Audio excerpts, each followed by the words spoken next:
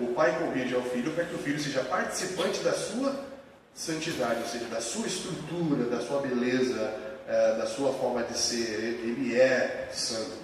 E outra coisa ele fala que a partir desse momento ele corrige para que se produza frutos de justiça. Mais uma vez aparece a palavra produzir.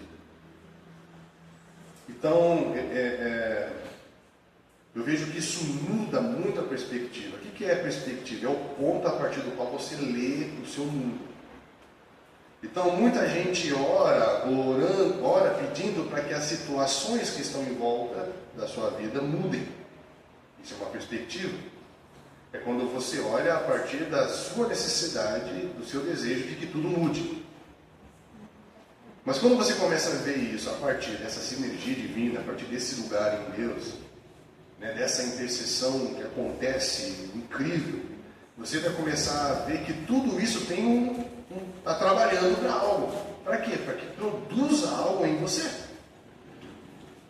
Para que algo seja produzido em mim. Então, na verdade, o meu foco já não vai ser mais mudar as pessoas, mudar as circunstâncias, mudar os acontecimentos no trabalho, na família. Não, mas é permitir o quanto isso pode me mudar, o quanto isso pode produzir em mim, o quanto isso pode agregar valor na minha vida, na minha experiência, na minha estrutura.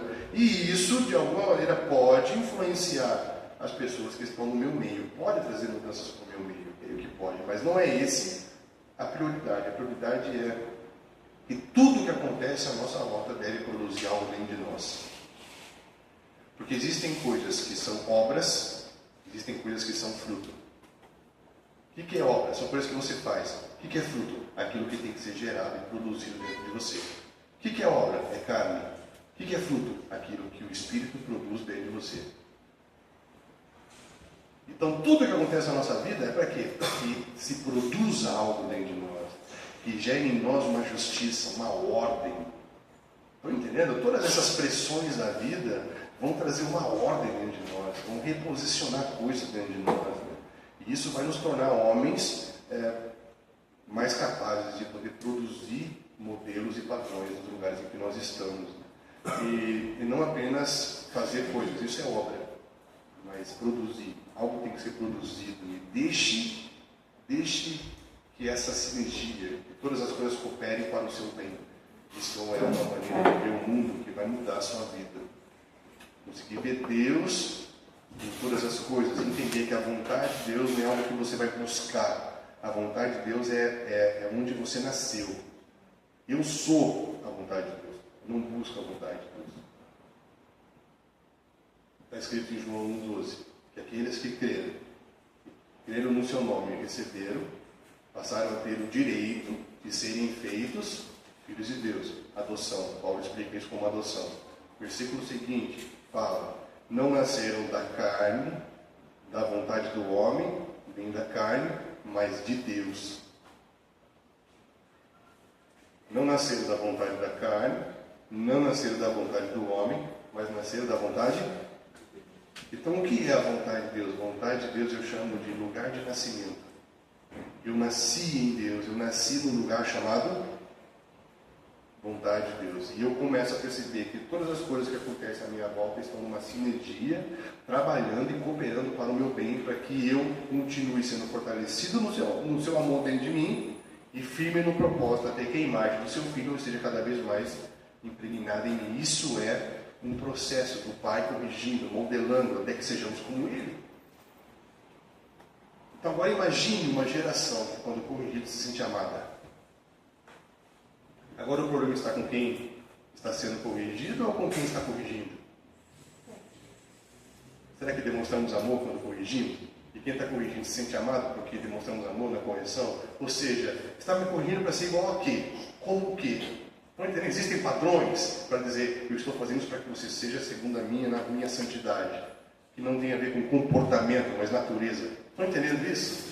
Ou estou fazendo isso para que seja produzida em você uma ordem, uma justiça. Então, tudo isso tem a ver com o nosso processo de aprendizado. O aprendizado não tem a ver com quanto conteúdo eu recebo, mas o quanto eu pratico, eu aplico, eu desenvolvo. É a prática, é a vivência, é o dia a dia. Né?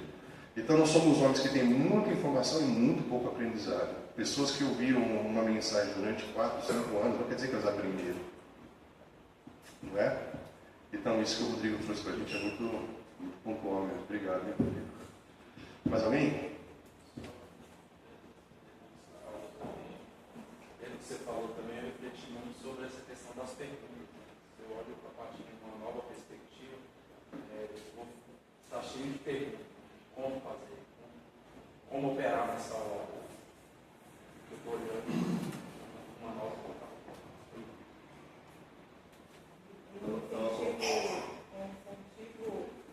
As perguntas, né? A gente que não conhece nada nesse tipo de construção, passar a descobrir isso depois de adulto, né? Tipo, então é uma nova perspectiva, tem muitas perguntas que nunca fiz, né? E o quanto isso pode ser poderoso para as crianças, porque elas não estão numa fase de desconstrução, igual a gente. Elas já estão construindo. Então, o tanto que isso, mesmo que ainda seja só na parte do discurso na nossa vida, que a gente ainda almeja, né? Estamos caminhando, o tanto que isso pode ser bombástico no ensino para criança. Se aquela criança perceber que essa caminhada está de fato acontecendo no adulto, por mais que não seja aquilo que está no discurso, mas se houver esse movimento, muito facilmente perceptível pela criança. A gente não cai de novo só né? Vamos criar essa geração, então vamos fazer tudo essa geração, mas a gente não se associa com aquilo que a gente está falando. Por isso que eu acredito muito nesse tema da fé visionária. Entendeu? Alguém me perguntou esses dias, por que Deus não responde minhas perguntas? Eu falei para ela assim, quando eu estou dando aula e alguém faz uma pergunta, pela pergunta dela, eu sei se ela ouviu alguma coisa que eu estava falando. Está entendendo? Sabe quando você está dando uma aula e alguém faz uma pergunta que não tem nada a ver com o que eu estava falando? Ou seja, você estava falando algo, mas a mente dela estava totalmente agitada e ocupada, pensando em outra coisa, e ela falou assim, vou aproveitar esse cara daqui, acho que vou perguntar. Eu só contei essa história para ela. Eu preciso saber por que eu percebo que algumas perguntas minhas são respondidas, porque antes de perguntar eu ouço. Então nós fazemos muitas perguntas desconexas. Então quando eu tenho uma fé visionária, eu presto atenção que a fé vem pelo ouvir, pelo ver. Então nós nos tornamos pessoas mais perceptíveis, que estou tentando construir. Se nós nos tornamos homens e mulheres mais perceptivos, uma fé perceptiva, que vê, que ouve, nós vamos perguntar, e as nossas perguntas têm a ver com o que está sendo falado, com o que está sendo visto, e elas são perguntas agregadoras, são perguntas coerentes com o que a situação está comunicando, o contexto está comunicando, e não corremos o risco de fazermos milhares de perguntas cheias de precocidades, cheias de coisas que são nossas, que não tem nada a ver com... Então, acho que essa questão do ver, então, eles precisam ver, uma geração precisa ver esses padrões sendo construídos, ver, eu estou te corrigindo, porque eu quero que você seja assim. Então, tem que ter esses modelos restaurados, restabelecidos, padrões. Então, eu vejo que isso é o nosso grande desafio hoje. Eles acabam não passando por esse, como a Aline falou, né, esse processo tão difícil de desconstrução que a gente passa hoje, que é muito mais difícil, né? A gente passa por esse processo que acaba sendo mais doloroso, porque eu já aprendi de um jeito, eu já ouvi de um jeito, eu aprendi que eu não posso perguntar, eu aprendi que eu não posso contestar, eu aprendi que eu não posso falar. Eu aprendi assim. E hoje eu tive que desconstruir isso para poder viver isso que a gente vive hoje. Eu não posso passar isso para as minhas filhas. E como você falou, para eles é muito fácil, porque eles ainda estão em construção. E, que fantástico a hora que eu vejo que eles estão correspondendo. Eles vão muito mais rápido do que a gente. É uma geração que vai alcançar mais rápido aquilo que precisa ser alcançado. Na hora que você estava falando de construção, eu lembrei de um exemplo, só rapidinho, da Giovana.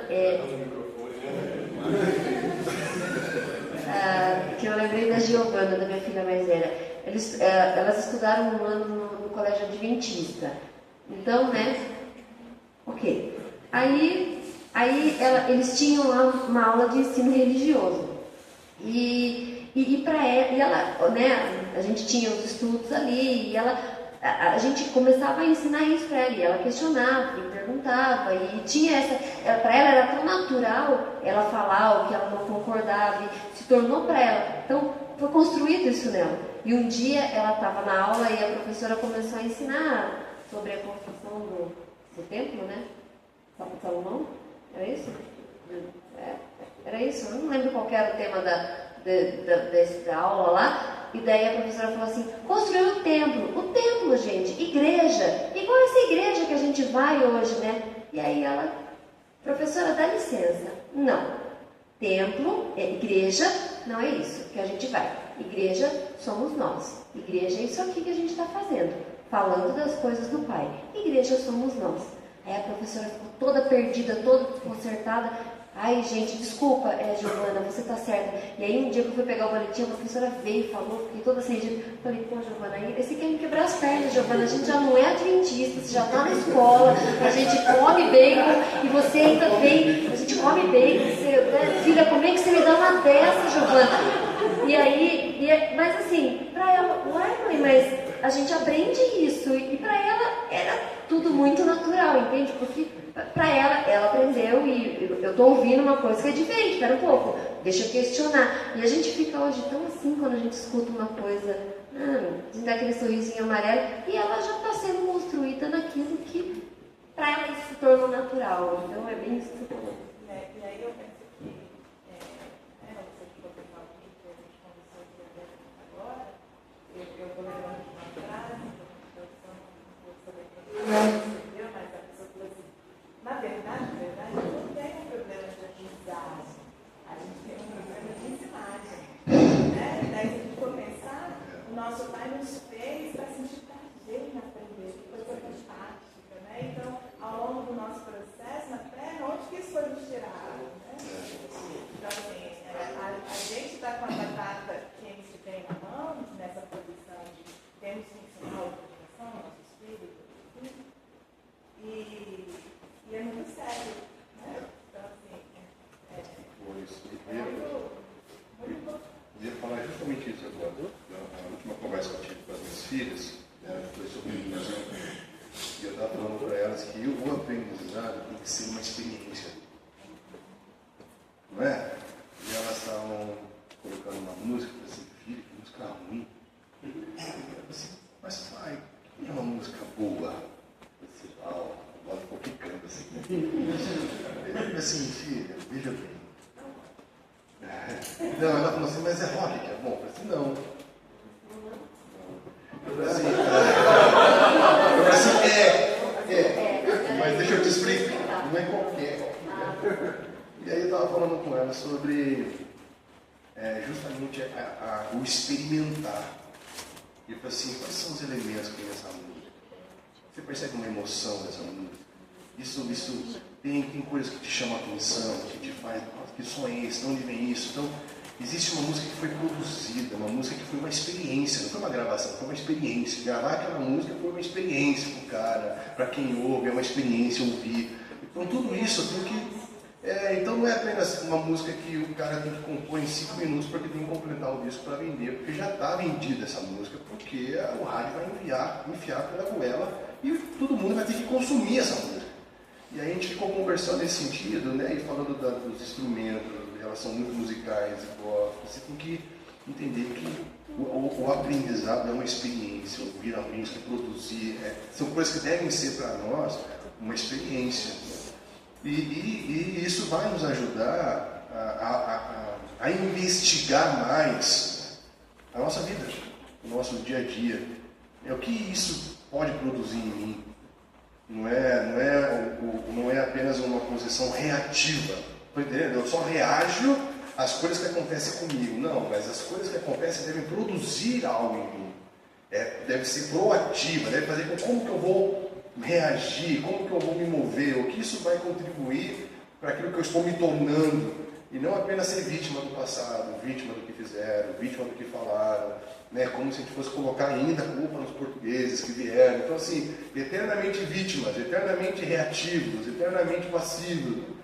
Então, ter nessa experiência do ser educado, do ser formado, do ser construído, uma experiência. Então, para mim, quando as pessoas pedem para eu resumir o que foi o acidente da Andréia, foi uma experiência incrível de aprendizado. Produziu uma música, produziu um entendimento, produziu um nível de fé diferenciado. O que foi quando vários acontecimentos, né, se deram depois da nossa vida, bons, uns ruins, outros péssimos, outros mais ou menos, né? Mas como que você lê tudo isso?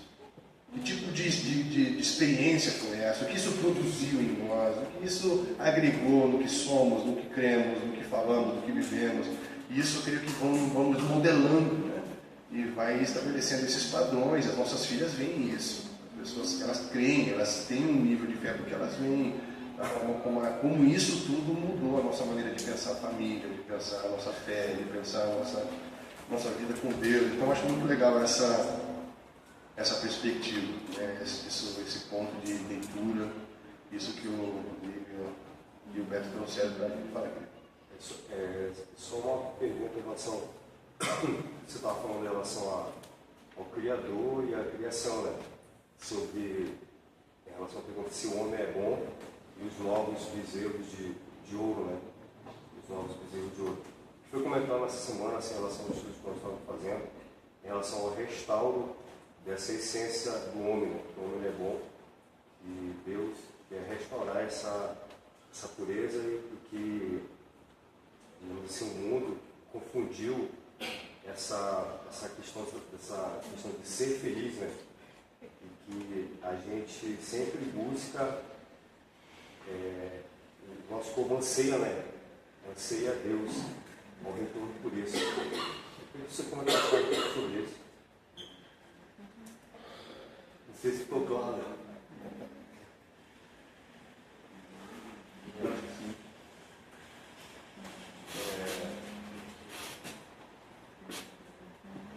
Eu acho que o nosso objetivo é entender que Cristo se manifestou para criar um novo homem para um novo mundo. E esse novo homem, ele é um novo homem que tem uma nova estrutura.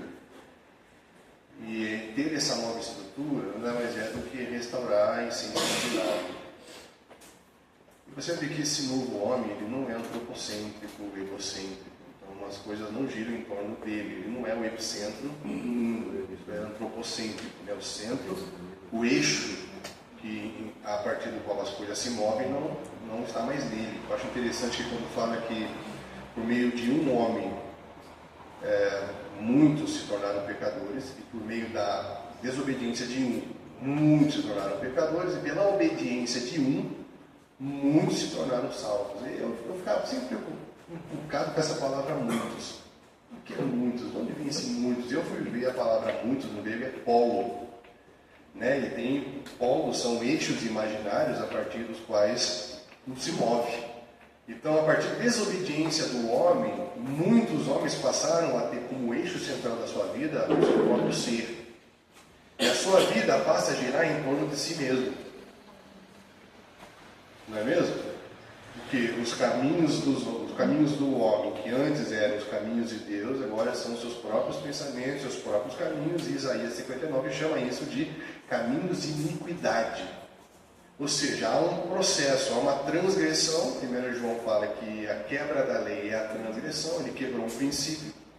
A partir disso, se instalou dentro do homem a maldade. Isso é iniquidade. Fala daquilo que está dentro. Não é a transgressão, ela é explícita. A iniquidade é implícita.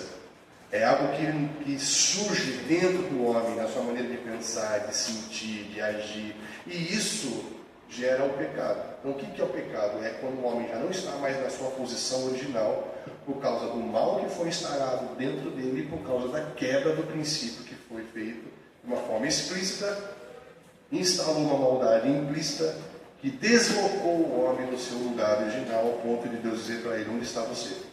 Então, Cristo veio por meio da desobediência restaurar o eixo.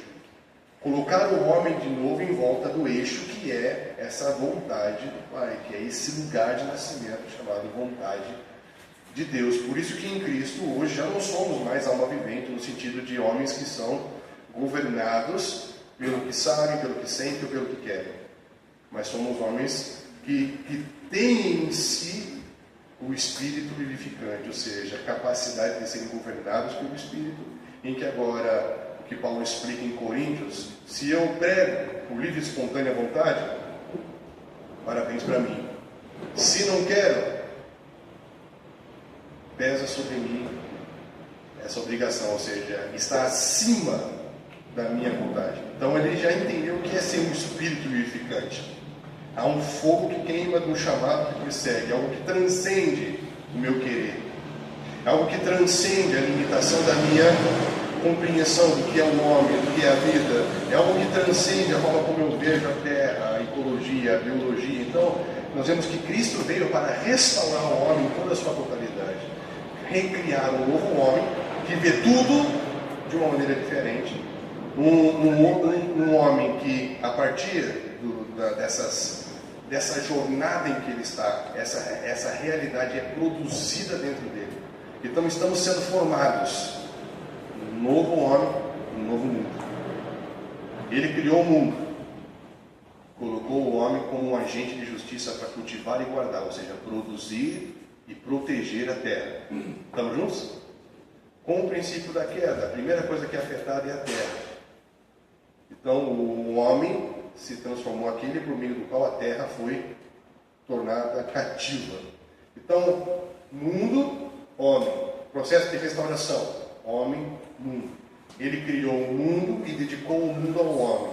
Agora ele veio criar um novo homem para um novo mundo, para que todos os reinos do mundo sejam do nosso Deus e do seu Cristo. Então é um processo de restauração em 4 capítulos: criação, queda, redenção e consumação. Estamos passando no terceiro